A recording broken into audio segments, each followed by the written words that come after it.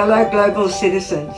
My name is Dr Patricia Jenkings, President of the United Nations Association of Australia, New South Wales, and it is my pleasure to welcome you to our Peace Perspective video, which is part of our special celebrations of the United Nations International Day of Peace. Peace is also central to achieving the UN 2030 Agenda and associated 17 Sustainable Development Goals.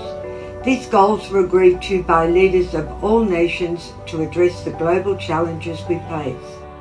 One of the most powerful foundations in promoting peace here in Australia and across the world is in the respect for human rights, in recognizing and honoring the dignity and rights of each person as an equal human being.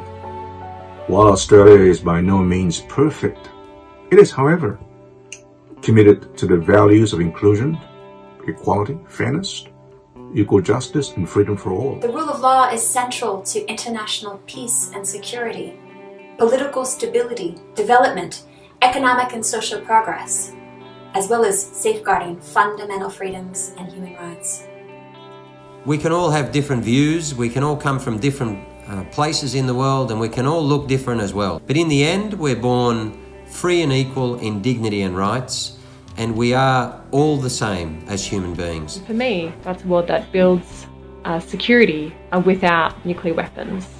They are indiscriminate, abhorrent, and now, thanks to the Nuclear Weapon Ban Treaty, illegal. The Uluru Statement from the Heart represents an opportunity rarely given to nations, an opportunity to reimagine and remake ourselves and our identity. We must seize this opportunity by giving Aboriginal and Torres Strait Islander peoples a voice to Parliament protected in the Constitution. We must strike agreements or treaties amongst First Nations.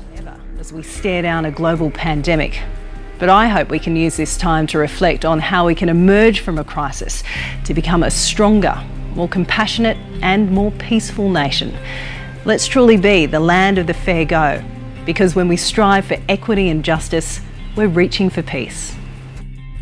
Without equity, there can be no peace, and without peace, we won't, as a society and as a world, be able to muster the collective energy we need to address the really deep challenges, like climate change and providing health for all, that the world currently faces. Peace starts and ends with a commitment to the great call of the UN Sustainable Development Goals, to leave no one behind. Climate action is critical to the pursuit of peace. Australia listened to the scientists when it came to COVID-19, and we must listen to them now when it comes to the climate emergency we're facing. We need to learn from the pandemic experience, transferring lessons of collaboration and support into our response to climate change, adapting our economies and our lives. The absence of war provides us with unique opportunity to build nations that are prosperous and based on peace.